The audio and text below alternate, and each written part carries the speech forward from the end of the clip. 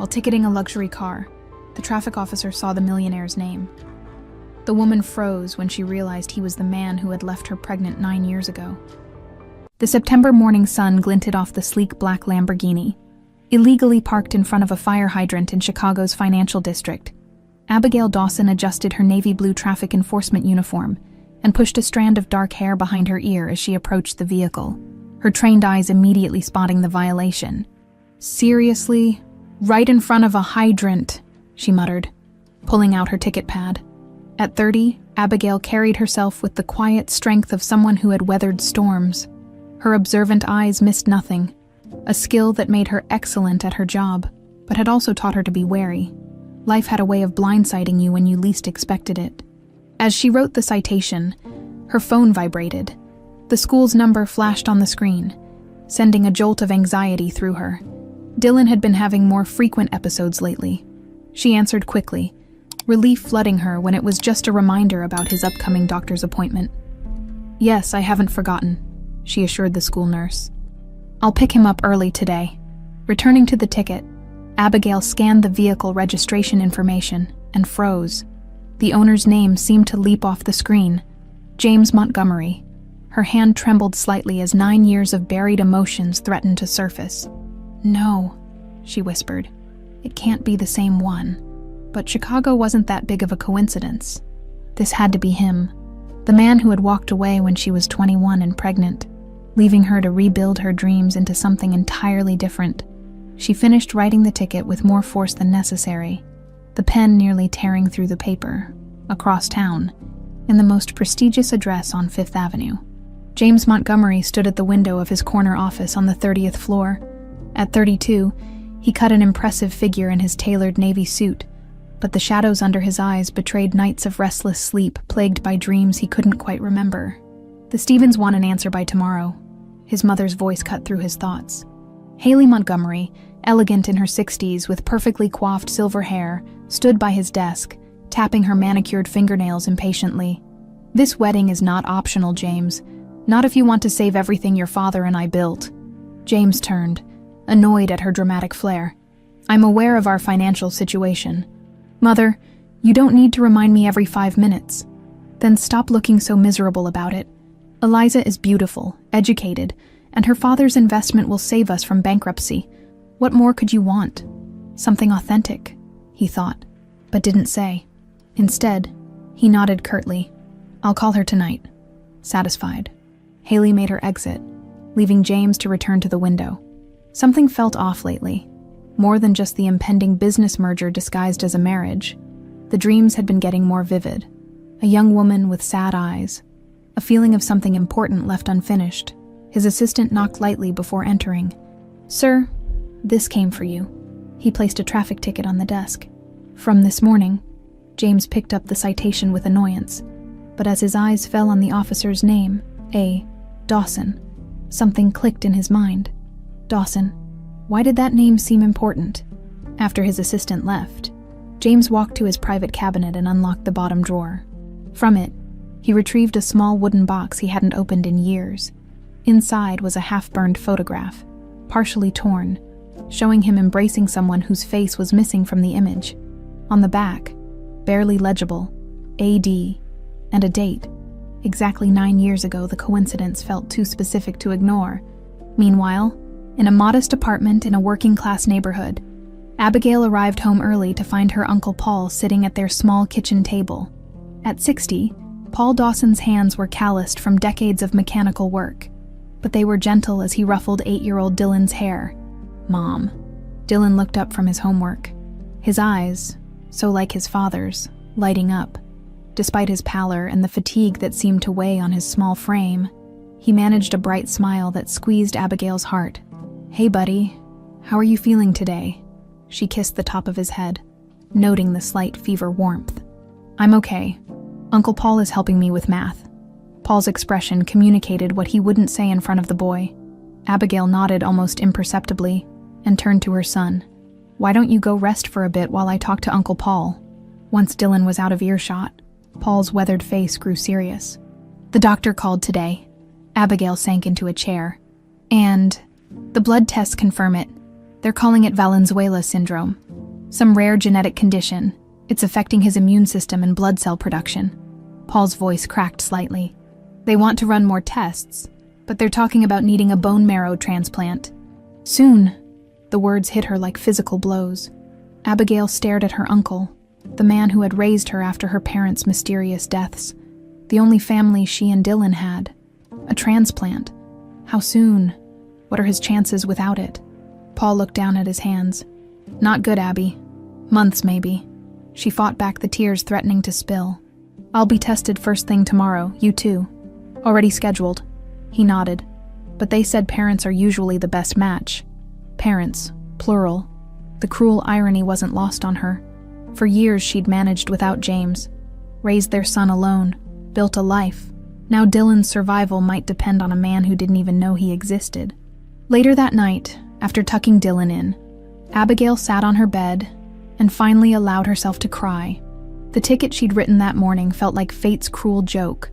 After 9 years of silence, James Montgomery had unwittingly re-entered her life on the very day she learned their son might be dying. She pulled out an old shoebox from under her bed. Inside was a faded photograph of herself and James from their college days, his arm around her as they stood in front of an architectural model she'd designed. They'd had such different dreams then.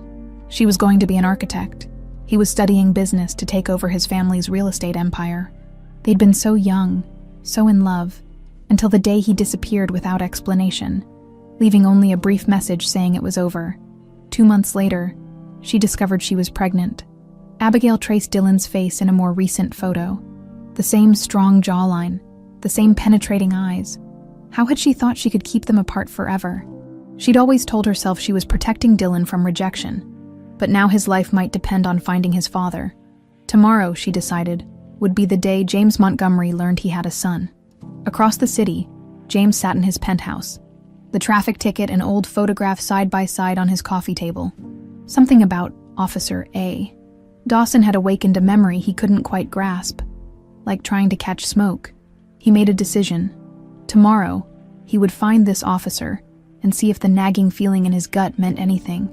Neither Abigail nor James could have imagined how their worlds would collide the next day. Forever altering the course of lives shaped by secrets kept for generations, James Montgomery strode into the Department of Transportation building the next morning with purpose in every step. The receptionist did a double take as he approached, clearly not accustomed to seeing men in $5,000 suits in their lobby. "I need to speak with Officer A. Dawson," he said, placing the traffic ticket on the counter. "Sir, if you want to contest a citation, there's a form." "I'm not contesting anything," James interrupted, his voice controlled but firm. "I need to speak with Officer Dawson. It's a personal matter." The receptionist hesitated before picking up her phone. James drummed his fingers on the counter, ignoring the curious stares from others in the waiting area. He couldn't explain the urgency he felt, but the coincidence of that name appearing in his life again demanded investigation. Across the building, Abigail was filling out paperwork when her colleague poked her head in. "Hey Abby, there's some Wall Street type asking for you at the front desk. Says it's personal." Abigail's pen froze mid-signature. She'd planned to find James after her shift, had rehearsed what to say, but he'd beaten her to it. Taking a deep breath, she straightened her uniform and steeled herself. "Thanks, Jenny. I'll handle it." As she walked through the office, Abigail's heart hammered against her ribs. 9 years of imagined confrontations were about to become reality. She rounded the corner into the lobby and saw him immediately, taller than she remembered, more refined, but unmistakably James. Their eyes met across the room. For a brief moment, James looked confused. Then recognition dawned in his eyes, followed by disbelief. "Abigail," he whispered, loud enough for her to hear as she approached. "Officer Dawson to you," she replied coolly, conscious of the eyes watching them. "Let's talk outside." Once in the privacy of a small courtyard adjacent to the building, James stared at her as if seeing a ghost. "It is you. I couldn't. When I saw the name on the ticket." He shook his head. "You disappeared. 9 years ago. You just vanished." Abigail's carefully rehearsed speech evaporated. Anger, she thought long buried, flared hot and sudden. "I disappeared." Her voice rose. "Are you serious right now? You dumped me with a one-line text message and never returned a single call." James stepped back as if she'd slapped him. "What are you talking about?" You're the one who took a check from my mother and agreed never to contact me again. A check? I never... Abigail stopped abruptly as the pieces clicked into place. Your mother, of course. That makes more sense than anything you could say.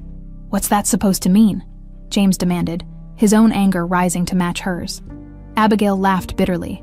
It means your mother got exactly what she wanted. She kept her precious son from the girl from the wrong side of the tracks. Before James could respond, Abigail's phone rang, seeing the school's number. She immediately answered, turning away from him. Yes. What? When?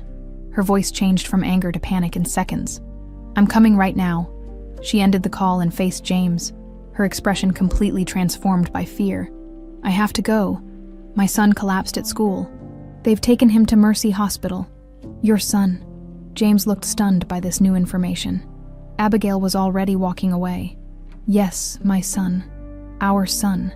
The one you never knew about because your mother made sure of it. She left him standing there, rushing to her car. To her surprise, James followed, catching up as she unlocked her door. I'm coming with you, he said simply. I don't have time to argue. Then don't. I'm coming. Something in his voice, determination, concern, shock, made her nod curtly. Fine, follow me. 20 minutes later, they rushed through the emergency room doors. A nurse directed them to a small examination room where Dylan lay on a bed. Looking tiny against the white sheets, his face was pale, dark circles prominent under his eyes. Mom, he said weakly, trying to smile. Abigail was at his side instantly, taking his hand. I'm here, buddy. How are you feeling? Tired. Really tired. His eyes moved past her to James, who stood frozen in the doorway. Who's that? Before Abigail could answer, a doctor entered, chart in hand. Miss Dawson, I'm Dr. Ellis. He glanced questioningly at James. He's a friend, Abigail said, avoiding the more complicated truth. Dr. Ellis nodded. Dylan's condition has progressed faster than we anticipated. The blood work confirms what we suspected. It's Valenzuela syndrome, a rare genetic blood disorder that affects the immune system and bone marrow function. James moved closer, his eyes never leaving Dylan's face. The resemblance that had been hidden in Abigail's brief description was now undeniable. The same intense eyes, the same jawline, even the same furrow of concentration between the eyebrows as Dylan listened to the doctor. What's the treatment? Abigail asked, gripping Dylan's hand tighter. Without a bone marrow transplant in the next few months, his condition will continue to deteriorate, Dr. Ellis said gravely. We need to find a compatible donor quickly. Parents and siblings typically offer the best chance for a match. James stepped forward then, his voice steady despite the emotional turmoil evident in his eyes. Test me, he said. I'm his father. The room fell silent. Dylan's eyes widened as he looked between James and his mother. Abigail closed her eyes briefly, the moment she'd both dreaded and needed having arrived in the worst possible circumstances. Mom? Dylan's voice was small, confused. Yes, sweetheart. This is your father, James Montgomery. Abigail met James's gaze across the bed. I'll explain everything later, but right now, let's focus on making you better. Okay? Dr. Ellis, recovering from the awkward revelation, nodded professionally. I'll arrange for compatibility testing immediately, Mr. Montgomery. If you'll come with me, we can take a blood sample now. Left alone with her son, Abigail braced herself for the questions. Is he really my dad? Dylan asked, his voice a mix of wonder and uncertainty. Yes, she answered honestly. He is. Why haven't I met him before? Abigail chose her words carefully. It's complicated, honey. There were misunderstandings between us, but he's here now. Dylan studied her face with a perception beyond his years. You're angry at him. I was, she admitted. But right now, all that matters is you getting better. When James returned 30 minutes later, his face was pale. He stood awkwardly at the foot of Dylan's bed, unable to take his eyes off the boy who was undeniably his son. The doctor says they'll rush the compatibility tests, he said, then added more softly, he looks like me. He does, Abigail acknowledged. He has your eyes. Dylan, exhausted from the day's events, had fallen asleep. In the quiet of the hospital room, with the steady beep of machines monitoring their son, James and Abigail faced the reality of 9 years of separation built on lies. "We need to talk," James said finally. "About everything." Abigail nodded, watching their son's chest rise and fall. "Yes, but not here. Not now." James moved to stand beside her, both of them watching over the child. Neither could have imagined would bring them together again under such desperate circumstances. "I didn't know," he whispered, a statement and a plea wrapped in 3 simple words. "I believe you," Abigail replied after a long moment, "but that only makes things worse." While Abigail and James maintained their uneasy vigil at Dylan's hospital bedside, across town in the Montgomery penthouse, Riley Montgomery returned from Boston. At 25, Riley possessed the same striking good looks as her brother, but with a sharper edge, both in her asymmetrical bob haircut and her naturally suspicious nature. She dropped her bags in the foyer and called out, "Mother, I'm home." The penthouse remained quiet, except for the distant sound of papers shuffling. Riley followed the noise to her mother's study, where she found Haley frantically gathering newspaper clippings into a folder. "Riley?" Haley's hand flew to her chest. "You startled me. I wasn't expecting you until tomorrow." Caught an earlier flight. Riley's eyes narrowed at her mother's unusual jumpiness. "What's all that?" "Just some research for a charity event," Haley replied too quickly, sliding the folder into her desk drawer, but not before Riley glimpsed a headline about bone marrow transplants. "Since when are you interested in medical research?" Riley asked, stepping closer. "It's for the hospital board," Haley answered. Locking the drawer with a small key, she then slipped into her pocket. "How was Boston? Have you reconsidered moving back permanently?" The deflection was obvious, but Riley played along. "Boston was fine, and no, I haven't changed my mind about staying independent." She studied her mother's face. "Where's James? I thought he'd be here." A flicker of something, worry, crossed Haley's face. "He had some unexpected business to attend to, should be back for dinner." She stood, smoothing her already immaculate outfit. "I need to make some calls. We'll catch up over drinks before dinner." After her mother left, Riley lingered in the study. Years of observing Haley's manipulations had taught her to recognize when her mother was hiding something. The newspaper article about bone marrow transplants seemed oddly specific. Moving to the desk, Riley tried the drawer. Locked, as expected. But she hadn't spent her childhood in this apartment without learning a few tricks. From her purse, she extracted a bobby pin, and within seconds had the drawer open. Inside, she found dozens of clippings about genetic diseases, bone marrow transplants, and specific mentions of something called Valenzuela syndrome. At the bottom of the pile was a medical journal with a sticky note marking a page about genetic markers and familial inheritance patterns. "What are you up to, Mother?" Riley murmured, taking a quick photo of the articles with her phone before carefully replacing everything. Mercy Hospital, Dr. Jason Ellis studied the preliminary results of James's blood test with growing interest. Something unusual in the genetic markers had caught his attention. He was still reviewing the data when Eliza Stevens arrived at his office door. "Dr. Ellis, I came as soon as I heard you were consulting on the Montgomery case," she said, her voice professionally cool despite their history as medical school classmates. "Eliza." He nodded, unsurprised, as the daughter of one of Chicago's biggest healthcare investors and James Montgomery's fiancée. Her appearance was inevitable. "I assume you're here for information about Mr. Montgomery's compatibility with the patient. Among other things." She closed the door behind her. "James hasn't answered my calls all day, and suddenly I hear he's at Mercy Hospital donating blood for compatibility testing with a child." Her perfectly manicured hands gripped her designer handbag. "What child, Jason?" Dr. Ellis hesitated. "I can't discuss patient details, Eliza. You know that. Don't play that card with me." Her voice hardened. "We're talking about my fiancé and a mysterious child who may or may not be his. I think I deserve some clarity." Before Dr. Ellis could respond, his computer pinged with completed test results. What he saw made him forget Eliza's presence momentarily. "This is fascinating," he muttered, leaning closer to the screen. "What?" Eliza moved behind him to look. "Mr. Montgomery's genetic structure has an unusual variation. I've only seen something similar in research literature." He pointed to a specific marker. "And it's almost identical to what we're seeing in the boy's blood work. The compatibility is remarkable, but there's something more here. The boy." Eliza's voice was dangerously quiet. "So it is his son." Dr. Ellis realized his mistake too late. "Eliza, I can't confirm." "You don't need to," she straightened. Composing herself, "I assume the mother is with them." When he didn't answer, she nodded once, sharply. "I see. Well, I should go meet my fiancé's family, shouldn't I?" "Eliza, wait."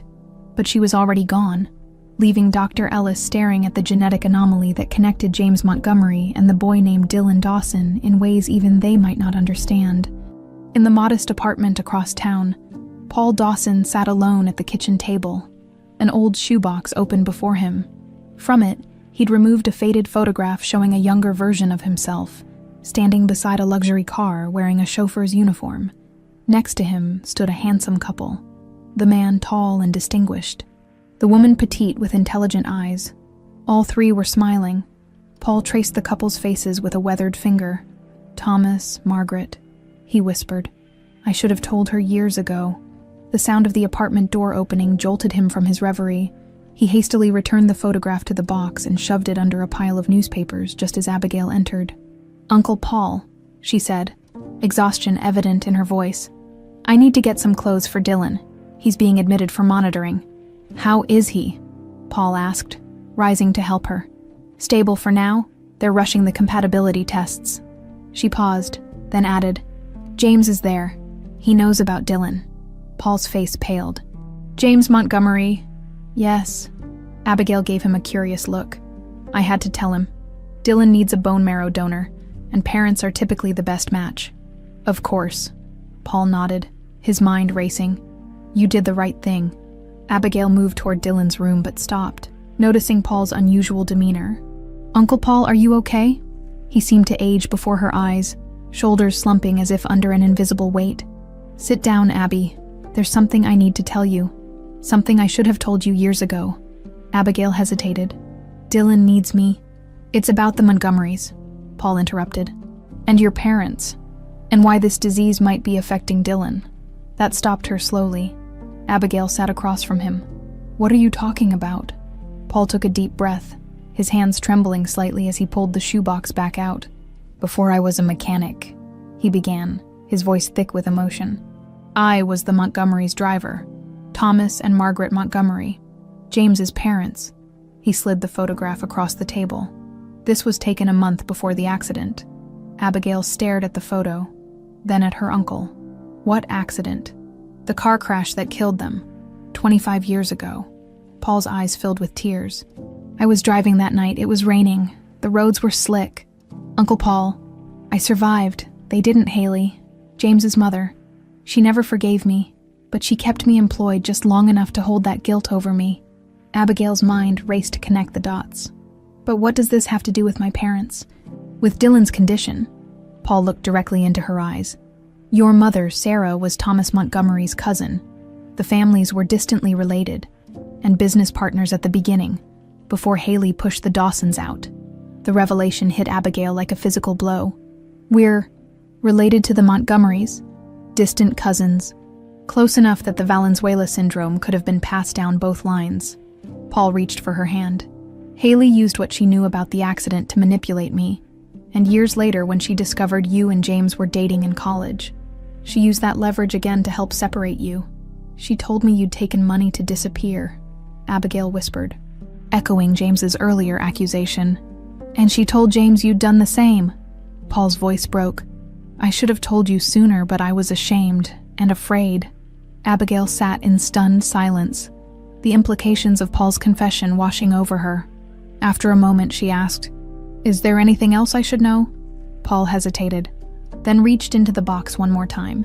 He withdrew half of an ancient gold medallion on a broken chain. "This medallion belonged to both families. I gave Dylan the other half for his 7th birthday, not understanding its full significance."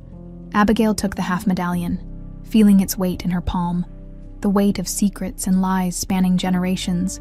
"I need to get back to the hospital," she said finally, pocketing the medallion. "And I need to talk to James about all of this." As she gathered Dylan's things, a new determination filled her. The past couldn't be changed, but perhaps understanding it could save her son's future. James sat in an uncomfortable plastic chair beside Dylan's hospital bed. Watching the boy sleep, The nurses had hooked him up to various monitors that beeped softly in the quiet room. In just 24 hours, James's life had completely upended. He had a son, a bright, brave 8-year-old fighting a rare disease. "They say he looks like you," came a voice from the doorway. James turned to see a young woman with a sharp bob and familiar eyes. His sister, Riley. "Riley," James whispered, surprised. "How did you find me?" She stepped into the room, her gaze moving to Dylan's sleeping form. "It wasn't hard. Mother's acting weird. You're not answering calls. And the family driver mentioned dropping you at Mercy Hospital." She paused. "So it's true. You have a son." James nodded, unable to find words adequate for the situation. Riley moved closer, studying Dylan's face. "Valenzuela syndrome. I found Mom's research. How do you know about that?" "I caught her hiding newspaper clippings about bone marrow transplants and genetic diseases." Riley's eyes narrowed. "She knew, didn't she, about your son?" "It seems everyone knew more than I did," James said bitterly. "Abigail, Dylan's mother. She thought I abandoned her. Mother told her I wanted nothing to do with her." Riley's lips thinned into a hard line. Classic Haley Montgomery manipulation. Destroy anything that threatens her control. She pulled out her phone, showing James the photos she'd taken of their mother's research. "But there's more to this. Why would she have all this medical information about a rare genetic disease?" Before James could respond, the door opened again. Abigail entered, carrying a small duffel bag with Dylan's things. She stopped short at the sight of Riley. "Abigail, this is my sister Riley," James said, standing. Riley extended her hand. "Nice to meet the woman my mother tried to erase." Abigail shook her hand cautiously. "You know about that." "I know my mother," Riley replied simply, "and I've learned to look for what she tries to hide." Abigail nodded, then turned to James. "We need to talk. There's more to the story than either of us knew." She led them to a small waiting area down the hall where they could speak privately, while still being close to Dylan. Once seated, Abigail pulled the half medallion from her pocket. "My Uncle Paul gave me this today," she explained, placing it on the table between them. "He told me he was your parents' driver when they died." James stared at the medallion, recognition flickering in his eyes. "I've seen something like this before, in my mother's jewelry box when I was young. Because our families were connected," Abigail continued, her voice steady despite the enormity of what she was sharing.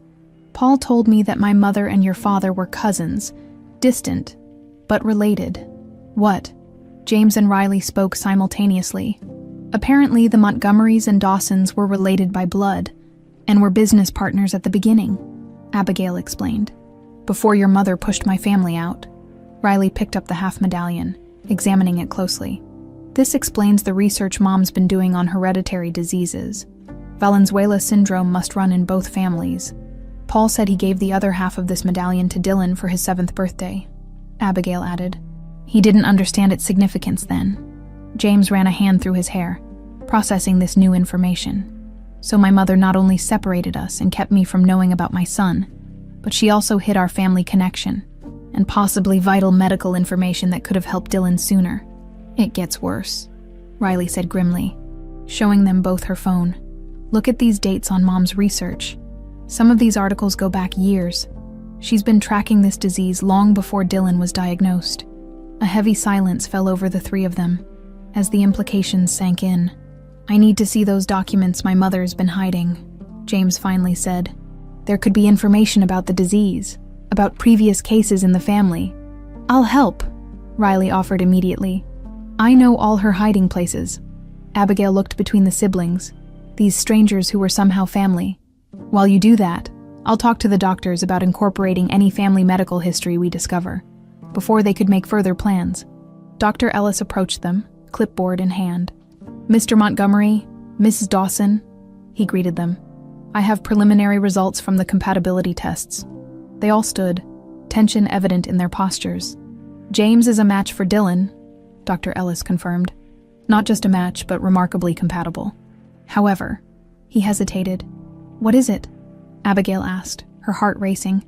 "I've detected some unusual genetic markers in both James and Dylan's blood work. A variation I've rarely seen documented. except in research on Valenzuela syndrome itself. Dr. Ellis looked between them. Do you have any information about family history of this condition? James and Abigail exchanged glances. We're just beginning to piece that together, James admitted. Our families may have a shared history we weren't aware of.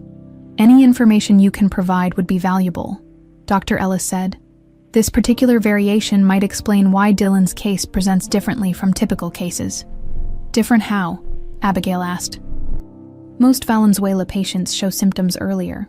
Around age 3 or 4, Dylan's later onset could be significant. Dr. Ellis made a note on his clipboard. I'd like to run additional tests on James. If you're willing, the more we understand about this genetic variation, the better we can treat Dylan. Of course, James agreed immediately. Whatever you need.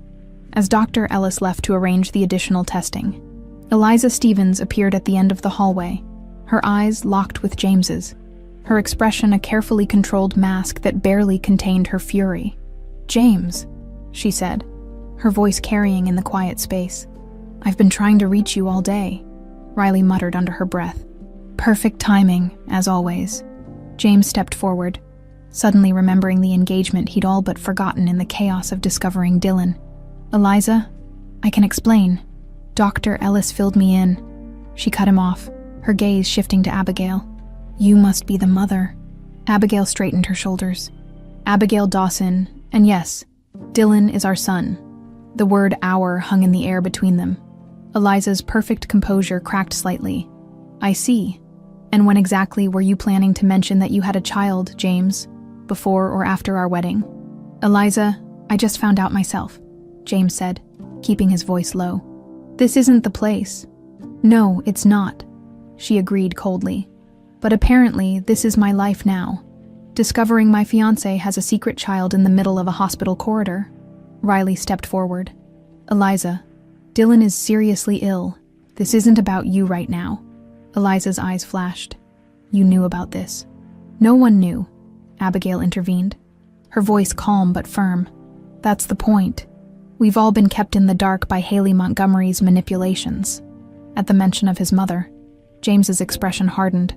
Riley, stay with Abigail and Dylan. I need to speak with Eliza privately, and then I'm going to have a long overdue conversation with our mother, as James led a seething Eliza away. Abigail turned to Riley with a questioning look. Don't worry about her, Riley said dismissively. Eliza and James were a business arrangement, not a love match, another of Mother's manipulations. Your mother has a lot to answer for, Abigail said quietly. Riley nodded, her gaze drifting to Dylan's room. Let's check on your son, our nephew, then we can plan our next move. As they walked back to Dylan's room, Abigail clutched the half medallion in her pocket, wondering what other secrets it might unlock, and whether those secrets could save her son's life. Rain pounded against the windows of James's office in the Montgomery building as he spread old newspaper clippings across his desk. After a tense conversation with Eliza that had ended with her storming off to re-evaluate their relationship, he'd headed directly to his company's archives.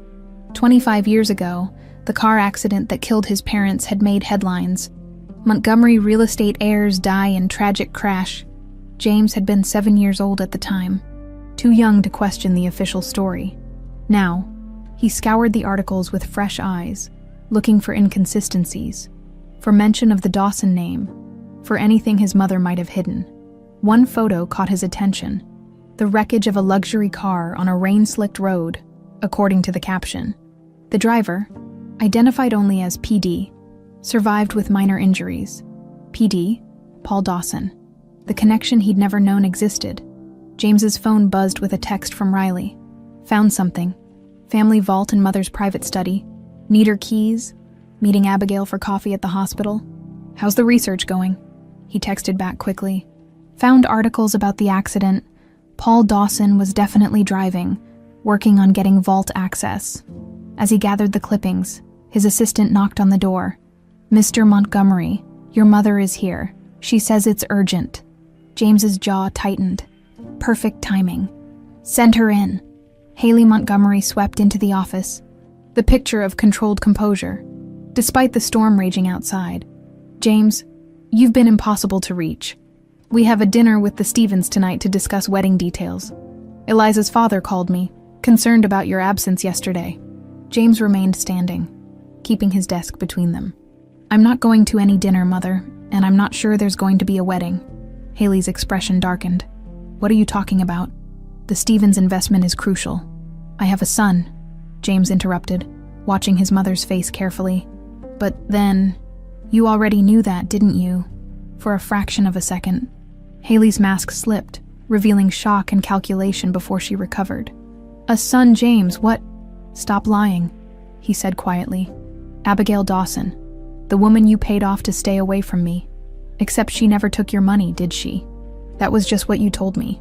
Haley's hands tightened on her designer handbag. That girl was a distraction. You were young, with your whole future ahead of you. I had a right to know my own child.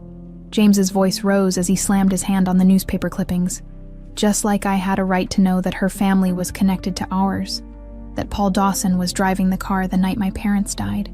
That there's a genetic disease running through our bloodline that's now threatening my son's life. Haley paled visibly. You've been talking to Riley. And Abigail and doctors. James moved around the desk, towering over his mother. I need your keys to the family vault now. I don't know what you think you'll find, but the keys, Mother, James repeated, extending his hand. Or I'll have the vault open by force. Your choice. After a tense standoff, Haley reluctantly reached into her purse and withdrew a small keyring. You're making a mistake, she warned as she placed them in his palm. No, James replied coldly. I'm finally correcting yours. In the hospital cafeteria, Abigail stirred her coffee absently while Riley scrolled through her phone, showing her the photos she'd taken of Haley's research materials. This article mentions a case study from 1973, Riley pointed out. A Montgomery child with similar symptoms, and here's a note in my mother's handwriting about genetic markers specific to our line. Abigail nodded, taking it all in. Dr. Ellis mentioned that the genetic variation in James and Dylan is unusual. If we can find historical medical records, it might help with treatment planning. Riley glanced up as Dr. Ellis himself approached their table. Speaking of the doctor, Ms. Dawson, Ms. Montgomery, he greeted them. I've been reviewing James's additional tests. The results are quite remarkable. Abigail straightened. In what way? The genetic variation we've identified appears to have protective properties against certain aspects of Valenzuela syndrome. Dr. Ellis explained, taking a seat. It may explain why Dylan's onset was delayed compared to typical cases, but there's more. He lowered his voice. This variation is extremely rare. In the medical literature, it's only been documented in a handful of families globally. Let me guess, Riley said dryly. The Montgomerys and the Dawsons. Dr. Ellis looked surprised. You know about the family connection. We're piecing it together, Abigail replied. Our families were related and business partners generations ago. That makes sense genetically, Dr. Ellis nodded. This variation would have been passed down both family lines. He hesitated, then added, I've been consulting with colleagues who specialize in rare genetic disorders. If we could access historical medical records from both families, it could significantly advance our understanding and treatment options. Riley's phone buzzed with a text. James got the keys to the family vault, she announced. If there are medical records, they'll be there. I should get back to Dylan, Abigail said, standing. Dr. Ellis touched her arm lightly. About Dylan. His condition is stabilizing, but we should move forward with the transplant sooner rather than later. James's compatibility is excellent, which gives us a very good prognosis. Relief flooded Abigail's face. Thank you, Doctor. As Dr. Ellis walked away, Eliza Stevens appeared at the cafeteria entrance, her eyes scanning the room until they found Riley and Abigail. After a moment's hesitation, she approached their table. Ms. Dawson, she said stiffly, may I speak with you? Riley started to rise. I don't think now's a good time. It's okay, Abigail interjected. I'll talk with her. Riley gave Eliza a warning look before leaving them alone. An uncomfortable silence stretched between the two women until Eliza finally spoke. I want to see him. The boy. Dylan. Abigail studied her face. Why? Because my entire future changed yesterday, Eliza replied with surprising honesty. I'd like to know what I'm losing it for. After a moment's consideration, Abigail nodded. He's sleeping now, but you can look in on him, he doesn't need any additional stress. They walked together to Dylan's room. maintaining a careful distance. Outside his door, Eliza paused, watching through the window as the small boy slept, monitors beeping steadily around him. "He has James's eyes," she observed quietly. "And his stubbornness," Abigail added. A ghost of a smile crossed Eliza's face. "Poor child." She turned to Abigail, her professional demeanor returning. "Dr. Ellis is a brilliant physician, one of the best from our medical school class. You know him well. We were colleagues. Competitors, really." Eliza's gaze returned to Dylan. "He'll take good care of your son." She straightened her shoulders. "I should go. I have patients of my own to attend to." As Eliza walked away, Dr. Ellis approached from the opposite direction, watching her departure with an unreadable expression. "Everything okay?" he asked Abigail. "Just complicated," she replied. Dr. Ellis nodded understandingly. "Family usually is." James entered his mother's private study, using the keys she'd reluctantly surrendered. The room was immaculate, like everything associated with Haley Montgomery. Every surface polished, every object precisely placed. In the corner stood an antique cabinet that James knew contained the family vault. The smallest key on the ring opened it, revealing leather-bound ledgers, jewelry boxes, and stacks of legal documents. James began methodically examining each item, searching for anything related to the Dawsons or Valenzuela syndrome. Buried beneath stock certificates and property deeds, he found what he was looking for: his parents' original will, the paper yellowed with age. As he scanned the document, his blood ran cold. There, in black and white, was a provision his mother had never mentioned. "To the Dawson family, our relatives and true partners, we bequeath 20% of Montgomery Enterprises and the family estate at Lake Forest." Attached was a handwritten note from his father. "Should anything happen to us, ensure that the Dawsons receive their rightful share. Blood and honor bind our families." James sat heavily in his mother's chair, the implications overwhelming him. His mother hadn't just separated him from Abigail and kept him from his son. She'd stolen the Dawsons' inheritance, their rightful place in the family legacy. His phone rang. It was Abigail, her voice tight with worry. "James, you need to come back to the hospital. Dylan's condition has worsened. The doctors want to move forward with the transplant immediately." James was already on his feet, the will clutched in his hand. "I'm on my way," he promised, knowing that the buried truths he'd uncovered would have to wait right now. Nothing mattered more than saving his son's life. James raced through the hospital corridors, the original will still clutched in his hand. The document that proved his mother's decades of deception now seemed secondary to the urgent text from Abigail. Dylan's fever had spiked dangerously high, and his blood counts were dropping outside the pediatric IQ. He found Abigail, Riley, and Paul huddled together in conversation with Dr. Ellis. Abigail's face was drawn with worry, her hand clutching the half medallion she now wore around her neck. "What happened?" James asked, slightly breathless from his rush. Dr. Ellis turned to him. "Dylan's experiencing accelerated disease progression. His immune system is attacking his own blood cells more aggressively. We need to start the transplant protocol immediately." "I'm ready," James said without hesitation. "Whatever he needs." "It's not quite that simple," Dr. Ellis explained. "The pre-transplant conditioning is intense. We'll need to destroy Dylan's existing bone marrow with chemotherapy before introducing yours. It's a risky process, especially with his current weakened state. But it's our best option," Abigail asked, her voice steady despite the fear in her eyes. Dr. Ellis nodded. "His best chance, yes. Then we do it," she decided, looking to James for confirmation. "Absolutely," he agreed. "When do we start?" "We're prepping the medications now, Dr. Ellis said. "You can see him before we begin." As they moved toward Dylan's room, a commotion near the elevators caught their attention. Haley Montgomery emerged, her usually immaculate appearance slightly disheveled, her expression frantic. "James," she called out, hurrying toward them. "You need to stop this madness. I've brought specialists from New York who can—" "Mother, this isn't the time," James interrupted coldly. "You don't understand," Haley insisted, her voice rising. "This transplant could kill him. The Montgomery genetic variation. The genetic variation you kept hidden from everyone," Riley cut in, stepping protectively between her mother and the others. "The one that might have helped diagnose Dylan sooner if you hadn't buried every connection between our families." Haley faltered, seeing Paul for the first time. You, she whispered, her face paling. You told them. Paul stood his ground. They deserve to know the truth, Haley, all of it. What truth? Dr. Ellis asked. His professional curiosity piqued despite the tension. Mrs. Montgomery, if you have medical information about this condition, as Dylan's physician, I need to know. Haley's eyes darted between them, calculating even now.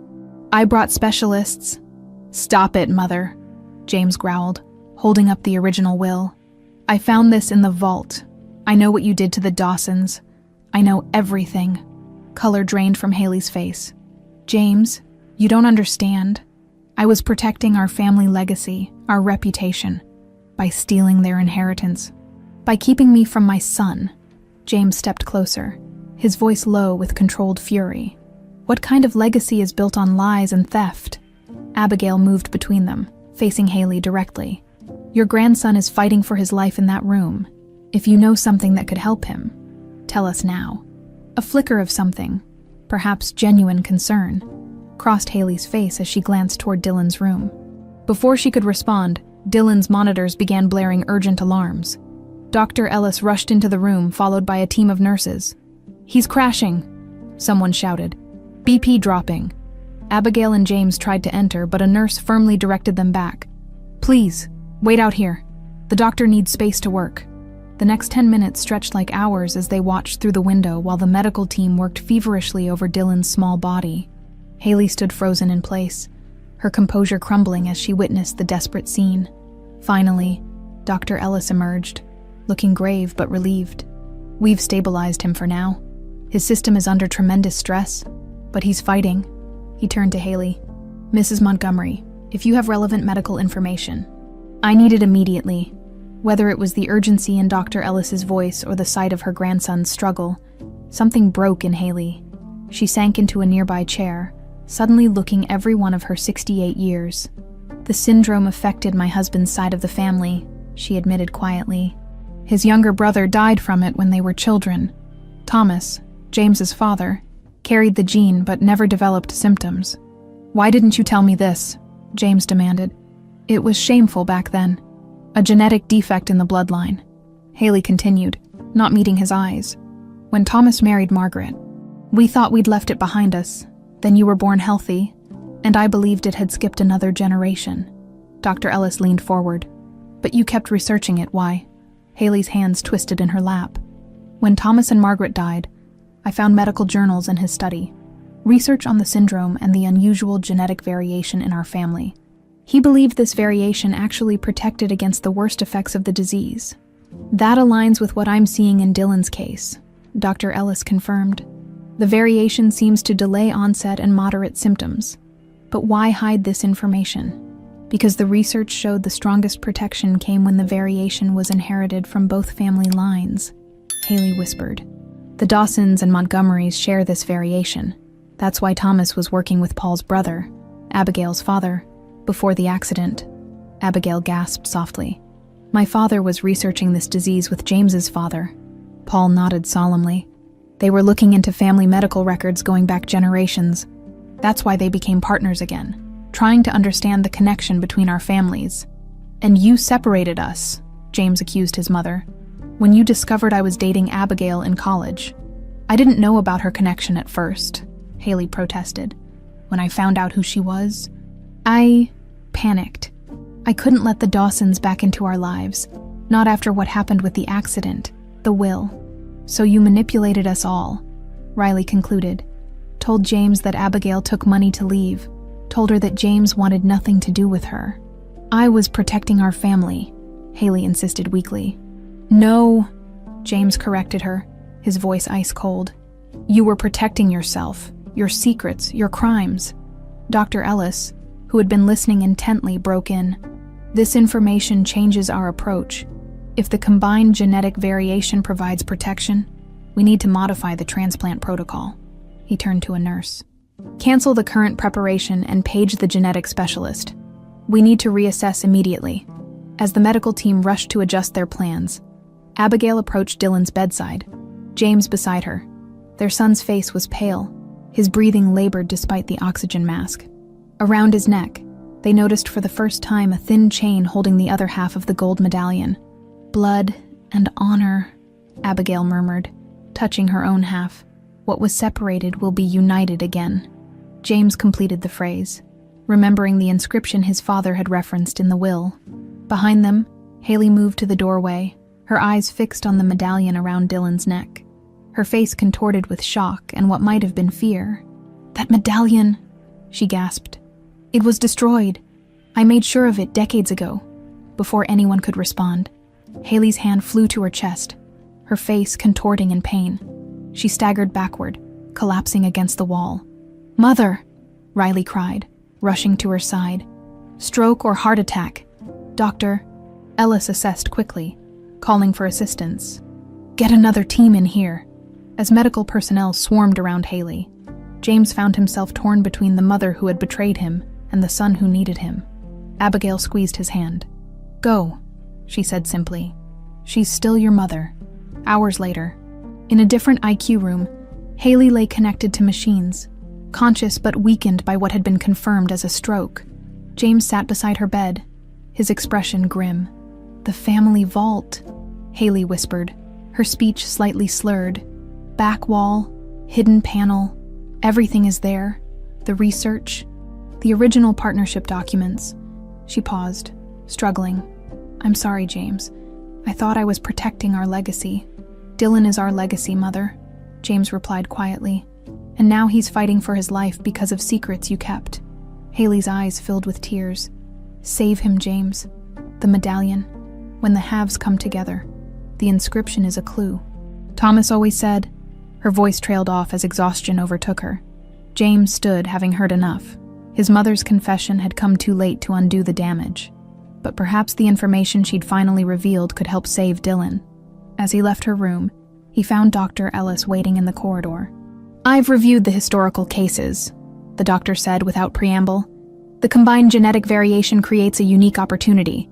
With a modified transplant protocol, Dylan's chances improve significantly. For the first time in days, hope flickered in James's heart. Then let's do it. No more delays." The pre-transplant consultation room was bathed in morning light as Dr. Ellis walked James and Abigail through the modified procedure. 3 days had passed since Haley's stroke and subsequent confession. Dylan had stabilized enough to proceed with the transplant, though he remained weak. "Based on the historical data we've uncovered, we're taking a different approach," Dr. Ellis explained, spreading medical charts across the table. "Instead of completely destroying Dylan's bone marrow with aggressive chemotherapy, we'll use a reduced-intensity conditioning regimen. This preserves some of the unique genetic factors while allowing James's healthy cells to engraft." "Is it still effective?" Abigail asked, studying the documents. "In cases like Dylan's, where the donor and recipient share this specific genetic variation, the research suggests it's actually more effective," Dr. Ellis confirmed. "We're essentially working with the genetic anomaly rather than against it." James leaned forward. "And the risks? Still significant," Dr. Ellis admitted, "but lower than with standard protocols. The recovery period should be shorter, and we expect fewer complications." He gathered the papers. "We can begin tomorrow morning. I'll need you both to sign these consent forms." After Dr. Ellis left, James took Abigail's hand over the past days. They'd formed a tentative alliance, their shared concern for Dylan bridging the years of separation. "I spoke with the board this morning," James said quietly. "I'm stepping down as CEO until Dylan's recovery is complete." Abigail looked surprised. "Your company can survive without me for a few months," James finished firmly. "Dylan can't. Neither can you." He hesitated. "I've missed 8 years of his life. I won't miss another day." Before Abigail could respond, Riley entered with Paul, both carrying coffee trays. "How's our patient today?" Riley asked, distributing the cups. "Ready for tomorrow," Abigail replied. "How's your mother?" Riley's expression sobered. "Stable. The doctors say she'll need extensive rehabilitation." She glanced at James. "I visited the vault again last night. Found something you should see." She pulled out a leather-bound journal from her bag. It belonged to Dad. It's full of notes about the family condition and the genetic research he was doing with Abigail's father. Paul nodded. "Samuel, My brother was a geneticist before his accident. He believed there was something unique about the shared bloodline between our families. James took the journal, carefully turning its aged pages. Diagrams, notes, and family trees filled the margins. One page caught his attention, a sketch of the complete medallion with notations surrounding it. "The medallion is more than a symbol," James read aloud. "It's a reminder of the blessing hidden in our shared blood. What once threatened our line may someday save it." "A blessing?" Abigail questioned. "He's talking about a genetic disease that's threatening Dylan's life." Paul took the journal, studying the page. "Samuel used to say that nature balances itself. Every curse carries a gift, if you know where to look." He tapped the medallion sketch.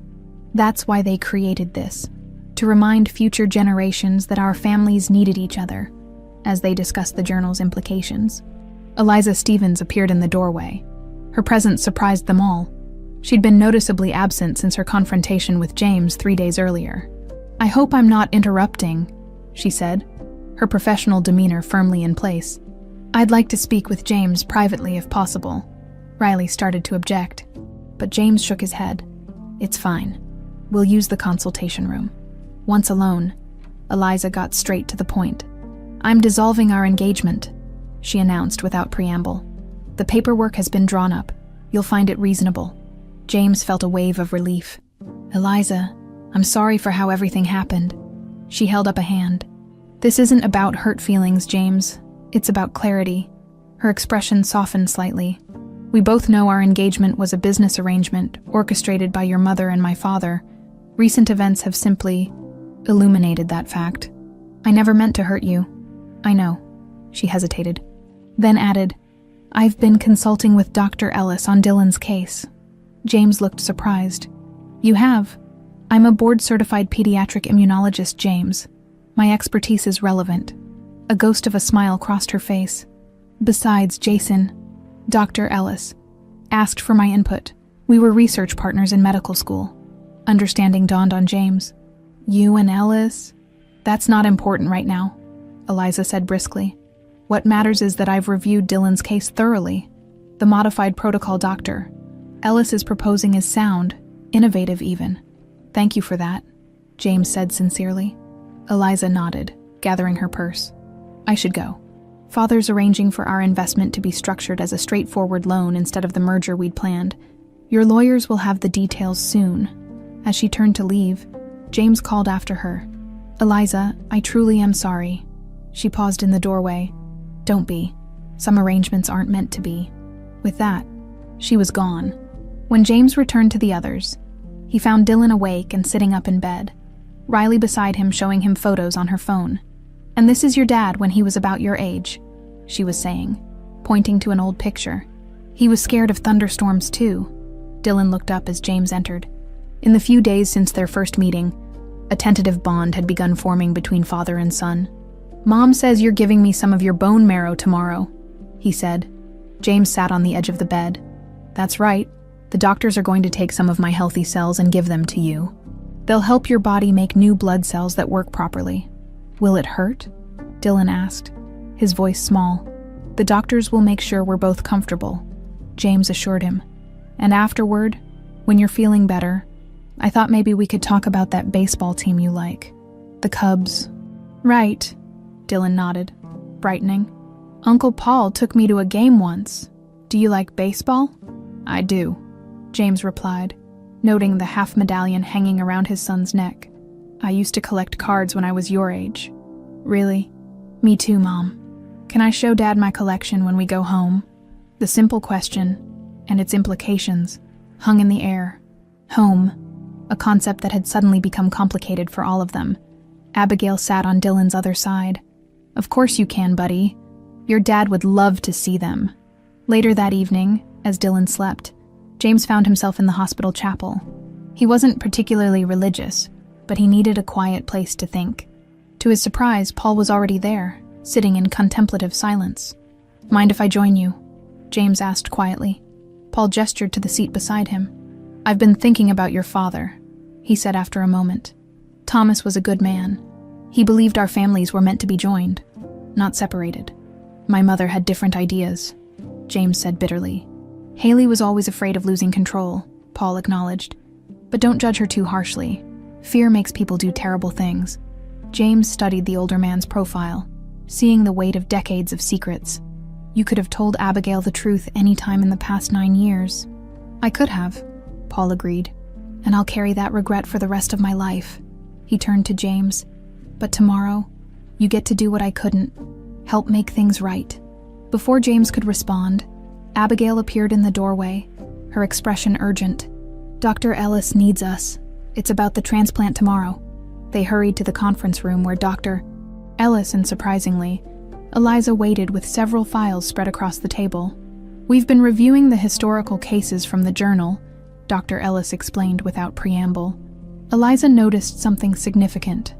Eliza pointed to a graph. This pattern in the blood work shows up in every successful case. A temporary spike in white blood cell production immediately after transfusion. What does that mean for Dylan? Abigail asked. It means we need to modify our approach, Dr. Ellis explained. Instead of a single large transplant, we'll do a series of smaller ones over 48 hours.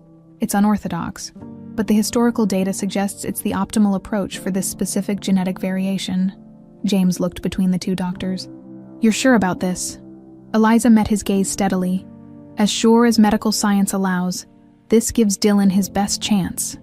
As dawn broke the next morning, James was prepped for the first extraction. Through the window, he could see Abigail sitting with Dylan, both wearing their half medallions. Ready? Dr. Ellis asked, needle poised. James nodded, eyes still on his son. More than ready. The transplant procedure stretched over 2 days. James underwent multiple extractions, while Dylan received the carefully timed infusions under Dr. Ellis's watchful eye by the evening of the second day. Exhaustion had settled over everyone. Abigail dozed in a chair beside Dylan's bed, while James sat opposite, monitoring every beep of the machines connected to his son. You should rest, Dr. Ellis advised, entering to check Dylan's vitals. The initial engraftment takes time. We won't see significant changes for at least 24 hours. James shook his head. I'll stay. Dr. Ellis checked the IV lines and made notes on Dylan's chart. His numbers are already more stable than I expected at this stage, he observed.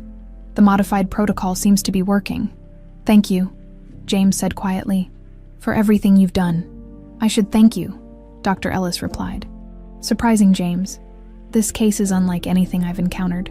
The genetic variation you and Dylan share. It's remarkable. He lowered his voice to avoid waking Abigail. I've sent blood samples to a specialized lab for deeper analysis. With your permission, of course. If it helps Dylan or other patients. Use whatever you need, James said. Dr. Ellis nodded appreciatively. Get some rest if you can. Tomorrow will be crucial. After he left, James found himself studying Dylan's sleeping face, searching for resemblances he'd missed during those lost years. The shape of his eyebrows, the determined set of his jaw even in sleep. All Montgomery traits. Yet there was much of Abigail in him too. The gentle curve of his mouth, the slight dimple in his left cheek. Across the room, Abigail stirred, catching James watching their son. Their eyes met in silent understanding. Whatever had happened between them, whatever mistakes and manipulations had separated them, the life they'd created together was worth every sacrifice. Morning brought a flurry of activity as Dr. Ellis arrived with a team to assess Dylan's response to the transplant. Riley accompanied them, carrying coffee and bagels for everyone. Blood counts are improving, Dr. Ellis announced, reviewing the latest lab work. White cell production has increased by 12% overnight. That's good, right? Abigail asked hopefully. Better than good, Dr. Ellis confirmed. It's exactly the pattern we hope to see based on the historical cases. Riley distributed the coffee, then pulled James aside. I've been going through more of Dad's research, she said quietly. There's something weird about how he documented the familial connection. He keeps referring to a hidden benefit when the bloodlines reunite. Did he explain what that meant? James asked. Riley shook her head. It's all in scientific shorthand and code names. But I found this. She handed him a folded paper. It's a letter from Mom to Dad, dated a month before the accident. She mentions having a vision about the families being reunited through a great love. James skimmed the letter, recognizing his mother's handwriting. The tone was unlike anything he'd ever heard from Haley, almost mystical in its conviction that the Montgomery and Dawson lines were destined to reconnect. "This doesn't sound like Mother at all," he murmured. "I know," Riley agreed. "It's like she was a completely different person before the accident that killed their father, before she took control of the company, before she began systematically erasing the Dawsons from their lives." Their conversation was interrupted by an urgent call from Dr. Ellis. "James, I need you in the lab immediately." "Is something wrong with Dylan?" James asked, already moving toward the door. "No, he's stable," Dr. Ellis assured him. "But I've just received the detailed genetic analysis, and there's something you need to see." In the hospital's research laboratory, Dr. Ellis and Eliza stood before a computer screen displaying complex genetic sequences. Eliza looked up as James entered, her professional demeanor not quite hiding her excitement. "The results came back faster than expected," she explained. "Jason, Dr. Ellis, called me when he saw them." "What am I looking at?" James asked, eyeing the colored bands and markers on the screen. Dr. Ellis pointed to a specific sequence. "This is the genetic variation you and Dylan share. It's extremely rare, appearing in less than 0.001% of the population." He clicked to another screen. "Now, in a typical case of Valenzuela syndrome, we see this pattern of protein expression, which leads to the immune system attacking blood cells." James nodded, following as best he could. "But in your variation," Eliza continued, taking over, "there's a modifier gene that produces an entirely different protein structure. It doesn't prevent the syndrome entirely, but it significantly alters how it manifests." "Is that why Dylan's symptoms appeared later?" James asked. "Yes, but there's more," Dr. Ellis said, his voice rising with excitement. "When we isolated this protein and tested it against samples of Dylan's pre-transplant blood, we observed something remarkable." He pulled up a video recording of cells under a microscope. "Watch what happens."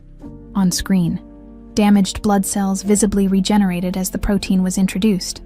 "The protein doesn't just protect against damage," Eliza explained. "It actually promotes cellular repair and regeneration at an accelerated rate." "What does this mean for Dylan?" James asked, trying to stay focused on what mattered most. "It means the transplant has an extremely high chance of success," Dr. Ellis assured him. "But beyond that," he looked at Eliza, seeking confirmation before continuing.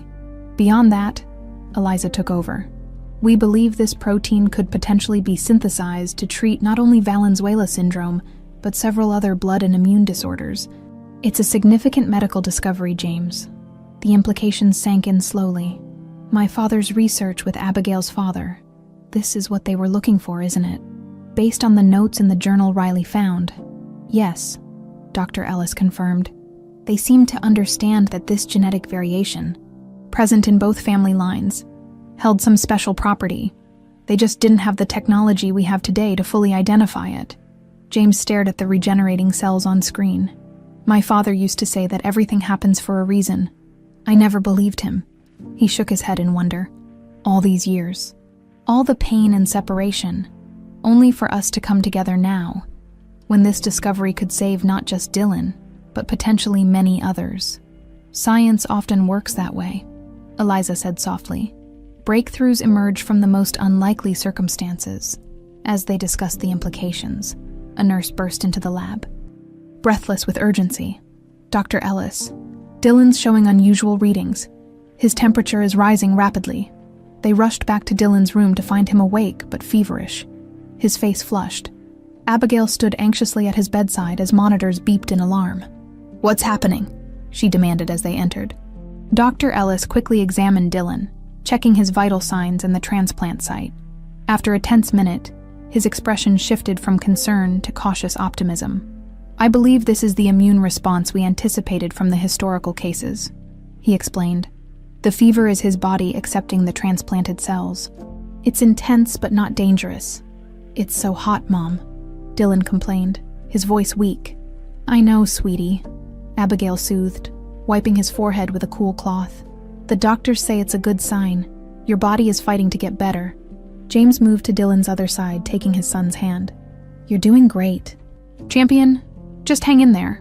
As the medical team administered fever reducers and adjusted Dylan's treatment, James pulled Dr. Ellis aside. Could the protein we just discussed be responsible for this reaction? It's likely, Dr. Ellis confirmed quietly. The historical cases all noted a significant fever spike during what they called the acceptance phase. It's as if the body recognizes and embraces the compatible genetic material.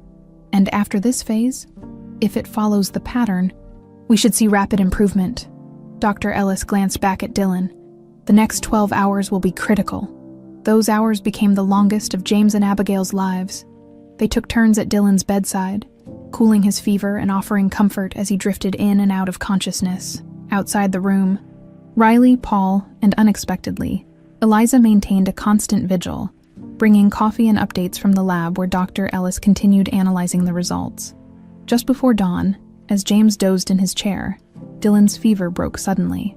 James woke to find his son sitting up, alert and asking for water. "Dad," Dylan said, his voice stronger than it had been in days. "I had a weird dream about a big house with a tree in the middle of a yard. You and Mom were there, and we were all wearing those half-necklace things." James, too overwhelmed to speak, simply squeezed his son's hand while pressing the call button for the nurse. Within minutes, Dr. Ellis arrived to examine Dylan. His expression grew increasingly astonished as he checked vital signs and reviewed the monitors. "This is remarkable," he said finally. "His blood counts are normalizing faster than I've ever seen. The cellular regeneration is unprecedented." Abigail, who had been summoned by the nurse, entered in time to hear the assessment. "What does that mean?" she asked, her voice thick with emotion. Dr. Ellis looked between them, a smile breaking across his tired face. "It means, Ms. Dawson, that your son appears to be on his way to a full recovery." 6 months later, a gentle June breeze rustled through the newly planted gardens of the restored Dawson family estate. The old property, abandoned for years, had been transformed under James's direction. The Victorian farmhouse gleamed with fresh paint, its wraparound porch rebuilt to match historical photographs. Ancient oak trees provided shade for the sprawling lawn where Dylan, now fully recovered, chased Riley's adopted shelter dog. "He has so much energy," Paul remarked, watching from the porch swing. "Hard to believe he was fighting for his life half a year ago." Abigail nodded, sipping lemonade as she observed her son. "Dr. Ellis says his blood work is better than normal now. The combination of James's cells and that unique protein has actually strengthened his immune system." "Blood and honor," Paul murmured, touching the restored medallion that now hung whole around Abigail's neck. James had commissioned a jeweler to reunite the halves, creating a single piece that they took turns wearing on special occasions. Inside the farmhouse, James stood in what had once been the library, now restored with built-in bookshelves and a large desk by the window. Spread across the surface were architectural plans for the next phase of restoration, converting the old carriage house into a research facility. "The board unanimously approved the funding," Riley reported, entering with a stack of contracts. Since Haley's stroke, Riley had stepped into a leadership role at Montgomery Enterprises, revealing a natural talent for business that surprised everyone, including herself. $5 million for the first year, with options to increase based on progress. "And Mom?" James asked, not looking up from the plans. Riley's expression softened. "Improving. Her speech therapy is showing results." She hesitated. "She's asking to see Dylan again." James sighed. His relationship with his mother remained complicated. After her stroke, Haley had shown genuine remorse, cooperating fully in restoring the Dawsons' inheritance and supporting the medical research inspired by Dylan's case. Still, decades of manipulation weren't easily forgiven. "I'll talk to Abigail," he promised. "It's her decision." Riley nodded, understanding the delicate balance they all maintained. The publicity package for the foundation launch is ready for review. Eliza sent over the medical advisory board recommendations. The foundation, jointly established by Riley and Paul, focused on children with rare genetic disorders. Named the Reunification Foundation, it symbolized their family's reconnection while funding research based on the protein discovered during Dylan's treatment. "Speaking of Eliza," James said, "have you heard about her engagement?" Riley smiled. "To Dr. Ellis, only from every medical journal and society page in Chicago. They're quite the power couple." She shuffled through some papers. "They've agreed to head the clinical research division once the facility is operational. Their conversation was interrupted by the sound of Dylan's laughter. Through the window, they watched as he showed Abigail a drawing. His latest artistic creation, the boy's talent for art had emerged during his recovery, revealing an uncanny similarity to his paternal grandmother's style. "He's Margaret all over again," Riley observed, referring to their mother who had been an accomplished artist before her death. "Same technique, same eye for detail." James nodded, a lump forming in his throat. "Some things skip a generation, I guess." Outside, Dylan tucked his drawing under his arm and ran toward a large oak tree in the center of the property. The tree, estimated to be over 200 years old, had become his favorite spot.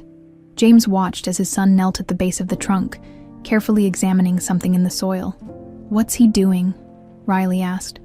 "No idea," James replied, already heading toward the door. "Let's find out."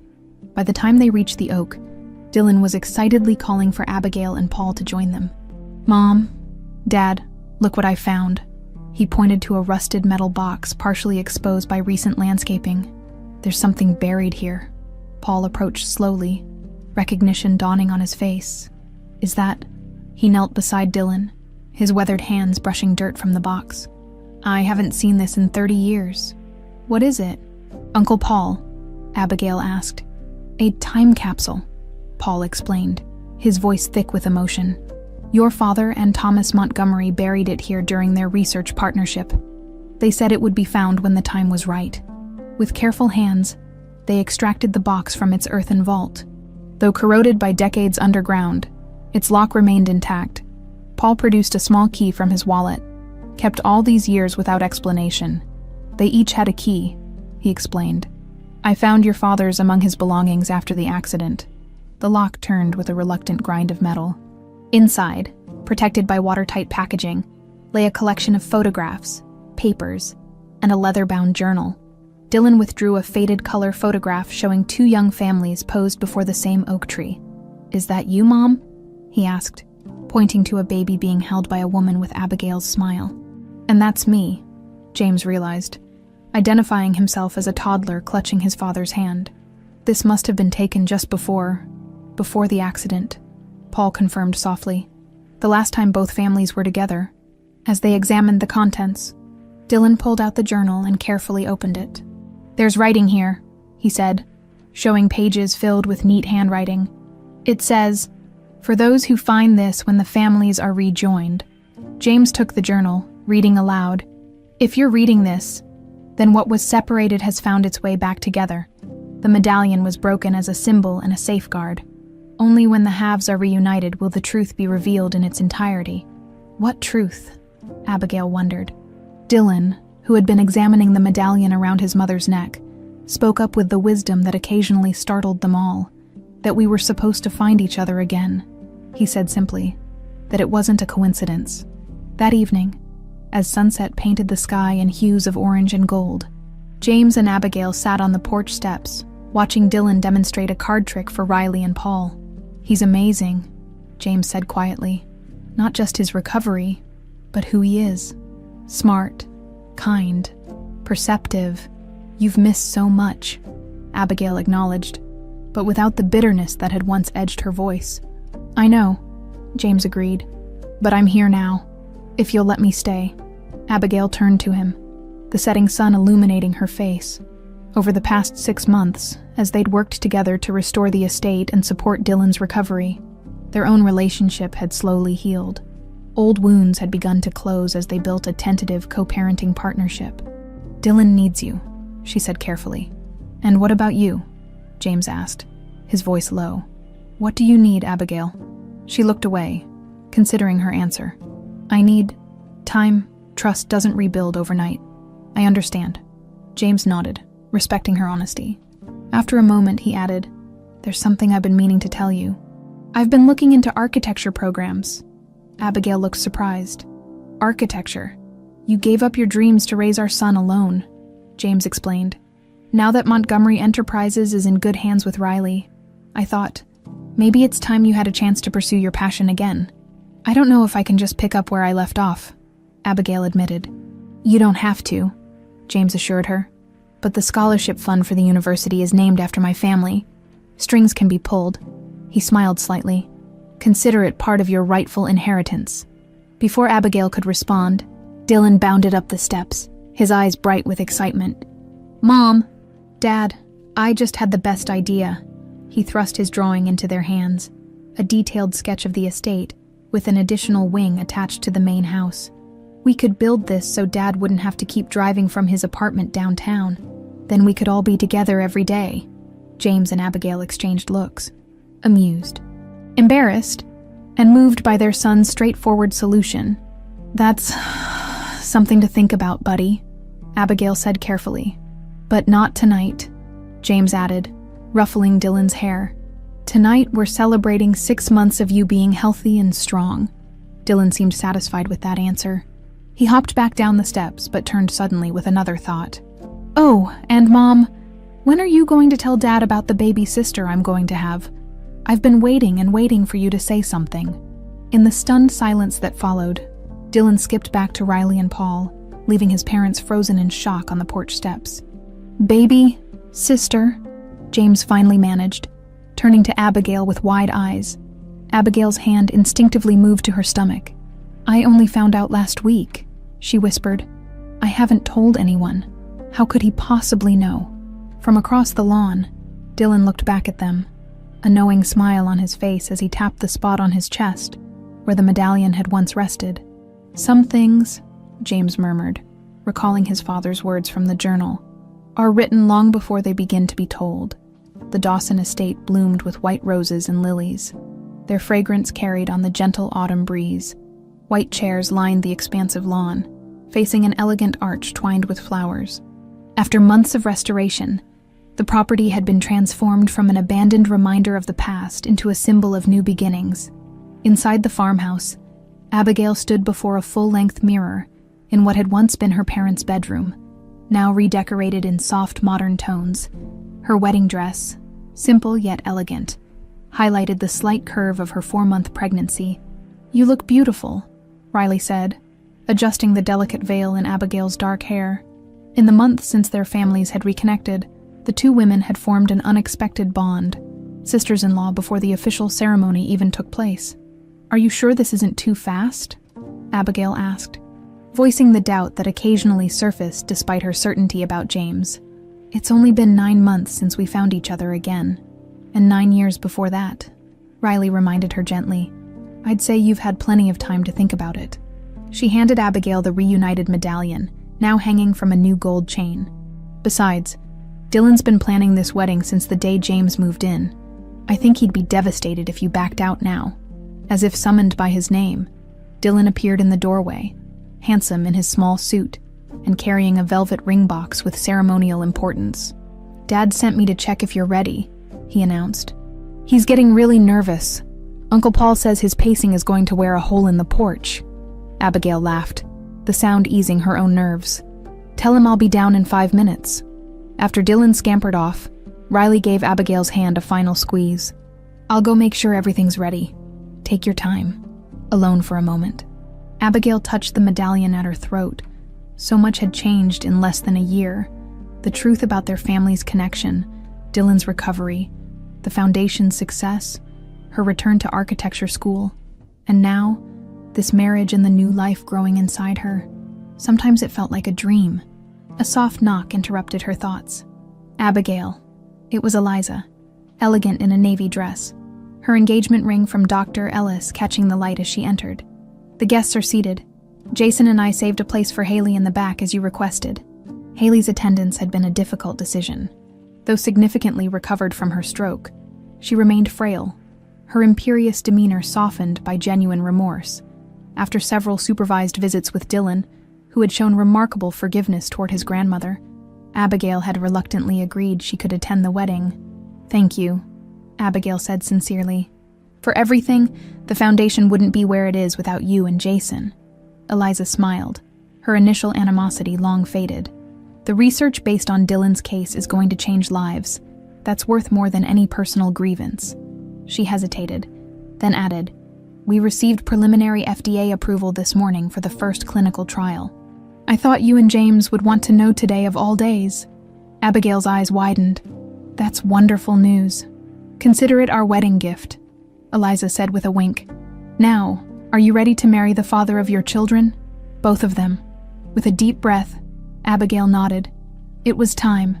Outside, beneath the centuries-old oak tree, James waited with Paul beside him as best man, the gathered guests, a mixture of Dawson family friends, Montgomery business associates, medical researchers, and children from the Foundation's programs, rose as the music began.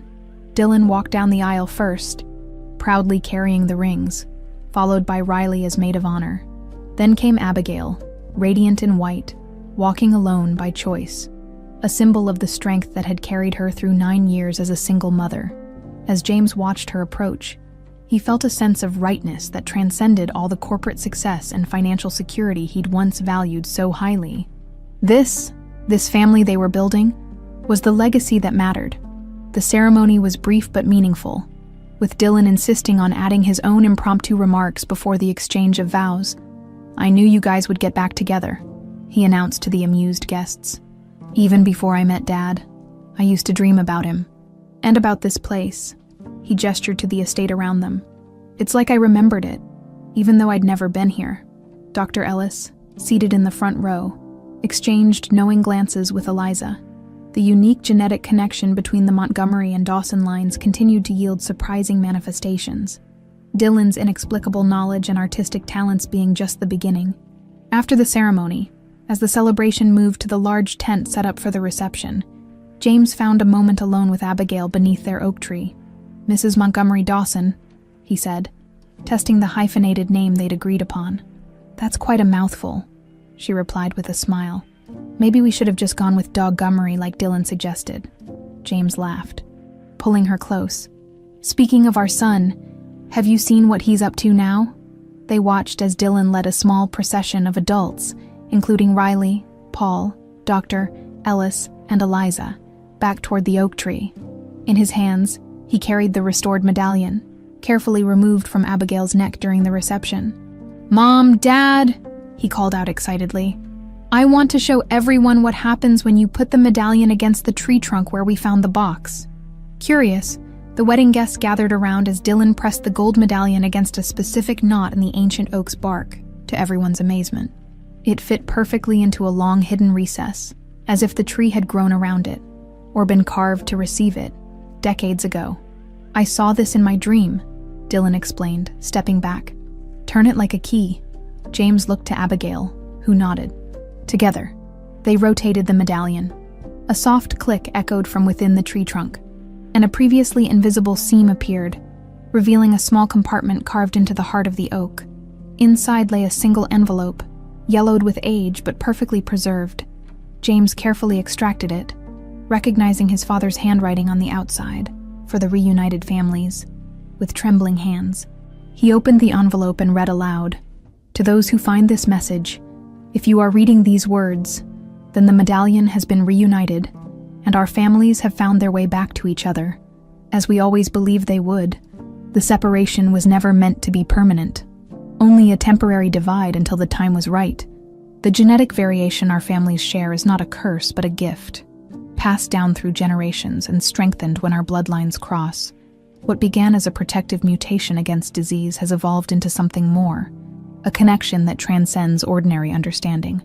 Our research was just beginning when tragedy struck, but we knew enough to recognize that our children, or perhaps their children, would one day complete what we started. The medallion was split not to divide our families, but to ensure they would someday be rejoined, bringing together the unique genetic heritage that, when combined, creates something extraordinary. Blood and honor, what was separated will be united again. And in that unity lies not just healing, but a greater purpose that will unfold in ways we can only imagine. With faith in the future, Thomas Montgomery and Samuel Dawson." A hushed silence fell over the gathering as the implications of the letter sank in. Dylan, somehow unsurprised by the message, simply nodded as if confirming something he'd always known. "That's why I could see things before they happened," he said matter-of-factly, "and why I knew about the baby sister." He placed his hand gently on Abigail's stomach. "She'll be able to do it too. Maybe even more." Dr. Ellis stepped forward, his scientific curiosity piqued. The genetic studies we've been conducting show evidence of enhanced neurological development in Dylan since the transplant. If what this letter suggests is true, we may be looking at an evolutionary adaptation that's been dormant in both family lines, fully expressed only when combined. In English, Doctor, Paul requested with a raised eyebrow. He means, Eliza translated, that Dylan's abilities, his dreams, his intuition, his artistic talent, might be just the beginning of understanding what makes your family connection special, as the sun began to set. Casting long shadows across the estate, the wedding guests returned to the reception, buzzing with speculation about the discovery. James, Abigail, and Dylan remained by the oak tree, a family united after years of separation. It started with a parking ticket, Abigail mused, leaning against James's shoulder as they watched Dylan carefully return the letter to its hiding place within the tree, and ended with our family finally complete, James finished, his hand resting gently on the evidence of their growing family. Dylan rejoined them, taking each of their hands in his. Not ended, he corrected with the wisdom that continued to surprise them. Just beginning, as they walked back toward their celebration.